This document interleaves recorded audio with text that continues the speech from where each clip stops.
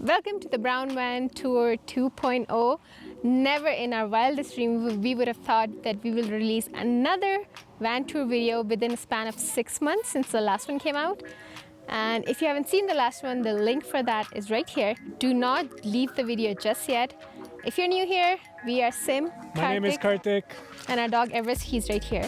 And with our 1977 Dodge van, we are Brown Van Live, traveling from Canada to Patagonia. And make sure you subscribe to our channel because we are trying to hit our target of 50,000 subscribers by the end of this year.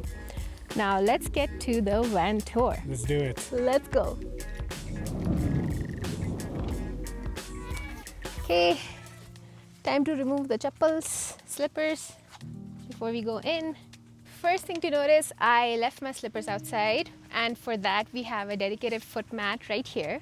But we were struggling to have a storage for this foot mat last time and it would be all over the place. So we installed 2 hooks right here, and this foot mat just hangs on it when we're driving, and we can just put it back out so no dirt just comes in and it stays all out. As soon as you enter the new layout, you will notice how far out we have extended our kitchen countertop. And there are 2 reasons for it. First reason, we have extended the countertop all the way far out. This far out is because we wanted accessibility to the back water storage. Here we can access our grey water tank and freshwater tank, and we don't have to struggle too much while changing the water or filling the water. It's accessible to us right at the entrance. And the second reason was, over the 2 years we lived in this camper van, we realized we were not using this much space to enter or to chill here. So we decided might as well use this space and have more countertop to work with.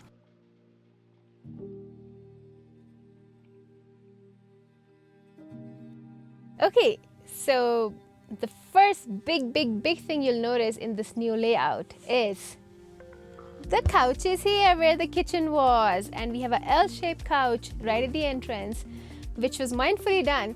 So this little bugger, Mr. Everest, come up and stay right behind us when we are driving instead of being shoved in the corner at the back and looking miserable.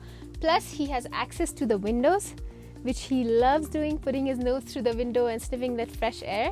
So this was one of the main reasons we wanted to switch our layout, move the kitchen to the back and bed to the front, just for Everest. One of the other reasons why we actually changed the whole couch area was because our posture in our old design was not very good. Let me show you how we set up the table so that both of us can either eat and share a meal on it, or just get our laptops out and start doing some work. So we're still using the same lagoon mount system. We just made a different design table. We made the table folded now, and at the back, if you notice, we have this extendable support system so that the other half of the table is not drooping. It is a perfect size table for 2 people to work, and also for both me and Sim to share a meal sitting down on the couch.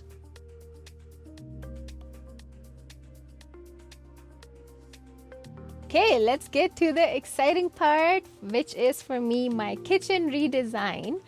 And if you can see, we have a lot more counter space now, which makes me so happy. We had a big countertop even earlier, but it was way more wider, too bulky, and our last sink was an overkill. It was almost double the size. This one is half the size, but the depth is same, so I can still store my pressure cooker and other deep pots. Did the same thing, did a cutout, and the cutout goes to the side.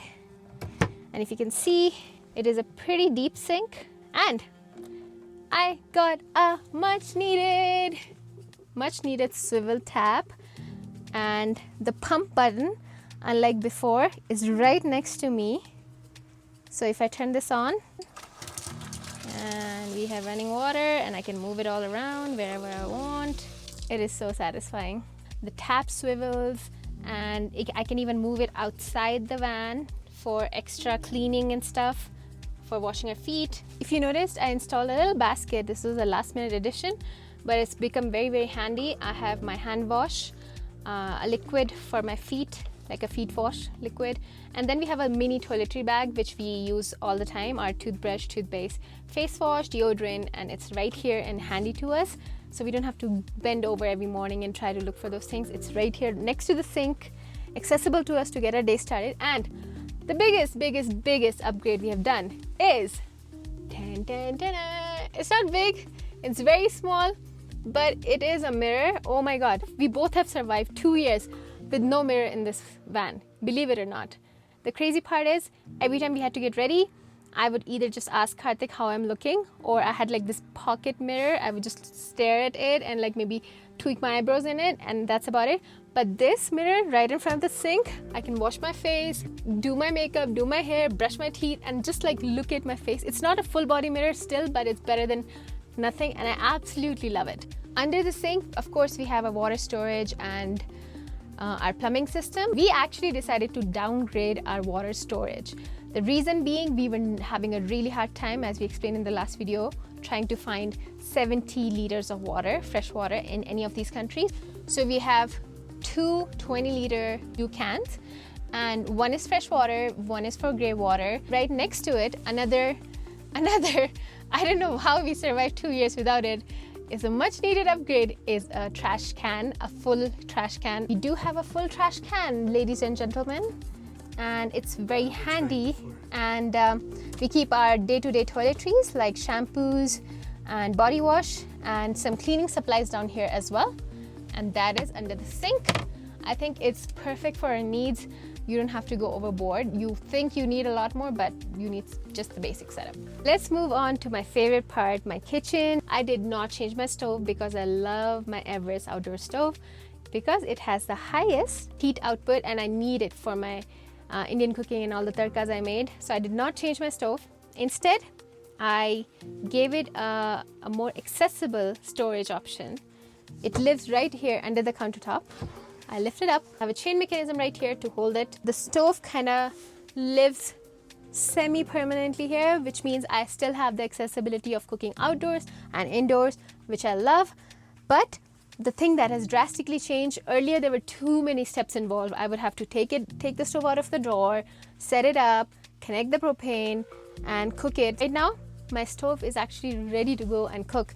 All I have to do, we've installed these bungee cords so the stove doesn't rattle while driving, and we remove these bungee cords and open the stove and start cooking. It's already hooked into our propane. Once I'm done cooking, I just put this chain back, close the top, and voila, I have all the space back. In the previous design, I did not have the most dedicated, customized storage drawers for everything that I needed. If you are an Indian chef, you know the amount of spatulas and balan and accessories that you need for cooking, and I wanted a dedicated drawer for that. So we got this deep drawer with everything in it. I have my filter coffee maker, chai makers, my balan here, and everything I could possibly need. Very nicely organized, does not rattle, easy to find. Eating utensils, I have sectioned out the cups, glasses, plates, and bowls. It is again a very deep drawer with less depth. What it does, it prevents it from rattling. One of the biggest disasters in van life is the drawers popping out, and every curve you'll take, all the drawers will pop out. It's a common problem. We have managed to resolve that by 2 magnetic latches on each drawer, because these drawers are heavy and we needed 2. Last but not least is my pots and pans drawer. Earlier, believe it or not, our propane storage, we didn't have a propane storage. Our propane tank was living literally behind my seat, ready to blow up and me dying. So this time we have dedicated a little storage box for propane itself for safety reasons, and it's right here next to the stove. Next is my most exciting and one of my most favorite kitchen part is my storage for my spices. It's a big and deep drawer. Bam, bam, bam. All of this here is literally full of spices and achar and chai and coffee. That's it. In van life, this is an overkill. I don't regret. I need my spices, I need my achars to survive this lifestyle. So yeah, I had to do it. One thing I would like to change in the future is have my daily spices accessible up top here, because if you remember my previous layout, I had a whole shelf of spices on top and I could use them and throw them in the cooking. I don't have that right now, but it's the next upgrade I'll be doing very soon. Next, we have our fridge. Same fridge, no upgrades here, but we have increased the height of fridge storage and given it an empty panel in the back for unlimited air circulation. This is a fridge. It's part of the countertop storage. It's the same 40-liter fridge. We don't have to bend over to fetch things. It's on my level and I can just dig through the fridge. You must be wondering, we have a lot of walking space, of course. Why have we left this small space in the middle of the back exit? The reason I left this is for my first love, something we've been thinking for very long, and it was one of the best solutions that came out of this layout. Are you ready for it? 1, 2, 3. You guessed it right. We have created a storage for my road bike that I've been dying to get for so long. The reason we have created the storage inside is, of course, first of all, we have no storage in the back to mount it. Second, if you mount it in the back, you're risking getting it stolen 100%. You cannot just leave your van and go for a walk or a hike. And if you can see, this does not interfere. Even if it's nighttime, if I'm cooking, does not get in my way. I can still open the fridge and still walk around without the bike interfering with anything. This is something I'm so excited about. I can't tell you how much joy this has been bringing me. I've already gone for a bunch of rides and I absolutely love it. It's going to be a very crucial part of our journey going forward. I'm not the rider. I have something more exciting for myself that I'll show you guys later, but I am the mounter and dismounter of this bike. I'll happily do it for you, baby Sim. So let me show you guys how we unmount the bike when it's stored inside and it's ready to ride. It's very simple. There is a pin where the front wheel will eventually come also. You just twist this out. So this front pin comes out, and you gotta keep this safe because this is what is gonna hold the front wheel together, or else Sim's gonna fall on her face. So we take this out of this mount, bring it out. Then I remove this piece that's stored in the brake calipers so that the pistons don't close when it's in storage mode. Keep this safe in my pocket because Sim will lose it. Then you mount the bike. Go for a ride. Show me how you ride.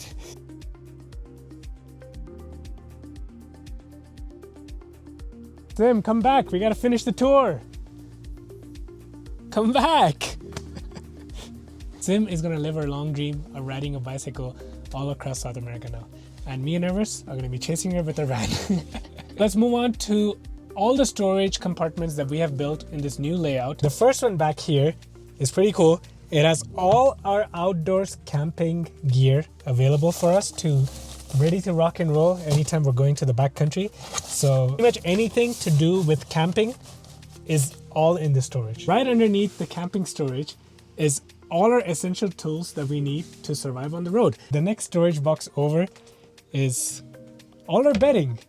Earlier, we would just kind of shove all our bedding into this compression sack and throw it up on our upper storage cabinet. This is so much more convenient because we can make our bed in the morning, and when we're ready to sleep, so much easier and faster.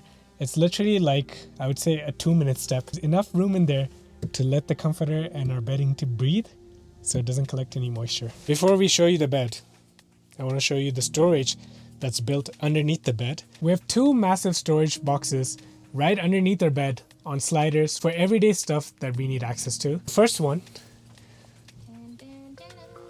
big storage of Indian groceries. It's massive storage of Indian groceries. I have no idea what we're doing with this much Indian groceries. Don't say anything about my Indian groceries, okay? Panama was the last stop for a big grocery haul, Indian ingredients.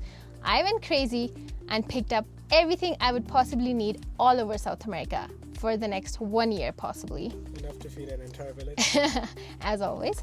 So like from essential like big bags of tea bags to big bags of poha, or just a big stash of basmati rice, a lot of spices. So the next box over is not food, thankfully. So this one is a little bit of everything. It's a deep drawer again, but we have stored our towels, massage gun, very important. It's like our health and wellness box. Yeah, it's our health and wellness box. On this side of the couch, where I usually sit to do my work, underneath this, you'll find a storage box. In this storage box, it's pretty much dedicated to our King Everest. His outdoors mat, his kibble. So look at his face light up. And then on the other side where King Everest was sitting, underneath him, there's a secret storage. We have dedicated this storage box specifically for seasonal items. So things like winter clothes live here. Our Indian clothes for any Indian festivals we're going to be celebrating over the year live here. Last but not least, we have, of course, our upper cabinetry where all our clothes are stored. Nothing has really changed since the last van tour on this one. So if you're interested to see what exactly we store in here and how this is utilized, just go check out the first video. We'll link it down below. Things haven't changed on this end. Still using my head to keep this open, even after doing all this fancy van build we've done in 7 days. Let me show you guys how our bed is made. So very simple. We just slide it out. King, can you move back in there? I take the cushion that was sitting here and plop it right in here. We go to the front and take this extra piece. Seriously, any van lifer that says they don't store stuff in their front cabin is lying to you. This lives in the front cab when we're parked. So we just take this extra cushion and pop this right here. Then come off, if Everest would move, and they can just live on top of the countertop. Open the storage, take out this, and make the bed. And then you'll notice once we've made the bed, we have just exposed another box. And this is very crucial. Open this up and you have a toilet. It's a Dometic cassette toilet. And we honestly just use this for emergency cases. Nothing to see here, but yeah. First thing we did in terms of decor was to change everything to white. If you've seen our old layout, all these walls were brown. And now that it's white, it just opens up the space so much. Second are these beautiful, these mesh crocheted handmade pockets that we got specially done for the tour yesterday. Pastel color pockets done, and I absolutely love them. They are perfect for holding our little things you don't have place for, like hats. I can put my wallet here, my books, I put my books here. Keeping up with the theme of opening up the space and having everything white, we have to let go of our green curtains, but we kept the same mechanism of rolling them up, but with a little twist. Now that we have almost 100% tinted windows, we don't need blackout curtains. So I got this nice cotton linen fabric. Even if the curtains are closed, it opens up the space. And to block the light, we have installed these buttons. We close the buttons like that. And yep, nobody can see from the outside what's happening inside. But a little detail that I love is when you roll these curtains up, install these beautiful bronze hooks, and you can just clip them on like that. They're on all the windows with the same detailing and the leather strap completely blackout. Of course, we had to do a curtain in the middle section, and this one we actually got it blackout because our front windshield, it's not tinted, works like a charm. This upgrade is very small and so insignificant, and you would assume everyone to do it, but no van lifer does it. Is enough hooks. We just saw our friends Megan and Matt install like 13 or 14 hooks to their van, and we were like, yeah, we need hooks. So we have installed a bunch of hooks all over the place. They are basically to hang your jackets or your purses, helmets, bike helmets, just miscellaneous items. Next thing is a little change. This fan was at the back. Now it's right above us. It's so efficient. The Maxi fan is right above us, so it does such a brilliant job of circulating, and both our pop-out windows are on both the sides. So no matter how hot it is, right now we'll still stay cool. Our front is exactly the same as it was in the previous build because it's just so beautifully done, and I don't think we'll ever want to change this. The color scheme, everything we talk about, how we got this done in the previous video. Another two important things that we did include is the first thing is a temperature gauge. Earlier, I was not able to monitor how hot our engine was getting because the temperature gauge was completely broken. The another thing we added was a switch to control the off-road light bar that we installed in Costa Rica on the front bumper. This has been really helpful for us when we're driving at nighttime, which we don't do often, but sometimes we get into situations where we do have to drive at night, and we're able to really pinpoint and notice where the potholes are. Moving on to the exterior upgrades, we haven't done a whole lot, to be honest, except add brand new set of eyes for us. So far, we've been driving in the dark without being able to see anything. It's a miracle we're still alive, but we have installed brand new headlight, they're LED, and even at the lowest setting, they seem like they're almost high beams. They've been super helpful in keeping us super safe. Oh, when we were showing the cab inside, I forgot a major upgrade that we did in Costa Rica. We now have a working horn. Let me show you how this sounds. It's really awesome. It's come in handy already in Colombia. 2 years. And the most exciting thing that we have done, for me personally, for Sim it was the bike, but for me it is the surfboard mount. Surfboard itself. Open the back doors. On this side there's more storage where all our outdoors equipment lives, so like our outdoors table, our chairs, and our chetai, and our outdoors pop-up toilet also in case we need it to take showers. On the outside we can utilize this. The next side is our electricals compartment. Not my proudest moment in this van build, but we were in such a rush leaving Cartagena, where the van was shipped, that we kind of just put something together. So all the wiring is very, very messy inside here. So I don't want to show you guys right now, but our electricals works, and I will fix it up and do a full video maybe eventually soon. But in terms of the specifications, let me run you guys quickly down through this because we went in detail in the last video. We have 170 ampere battery by Renogy, lithium battery, 200 watt solar panels up on the roof, and a 700 watt inverter. And also we have a 20 amp DC to DC charger to charge our 170 amp solar battery while we're driving. And that's about it. Very minimal basic setup for electricals. In terms of our electrical switches, we don't have a whole lot. Honestly, we found that in our last build, we had way too many switches that we were not even utilizing. So I stripped it down and we just have two. Actually we have three. One is for the light, turns on and off. And the other one is for our DC to DC charger to charge our battery while we're driving. Next to it, we have our inverter switch, standard. And then we have two USB ports. One is a 12 volt cigarette charger thingy, and then the other one just standard USB ports. Well, this is it. This is all the upgrades we did in 7 days. I hope you liked the changes and all the solutions we tried to create with this new layout. Would we recommend anybody to do a 7-day complete transformation of your layout? 100% no. No. Because it's too rushed. A lot of things that you prioritize don't get done. There's a lot of pressure on the team. There's a lot of pressure on yourself. And plus we had to ship our van. So it was just a lot of stress.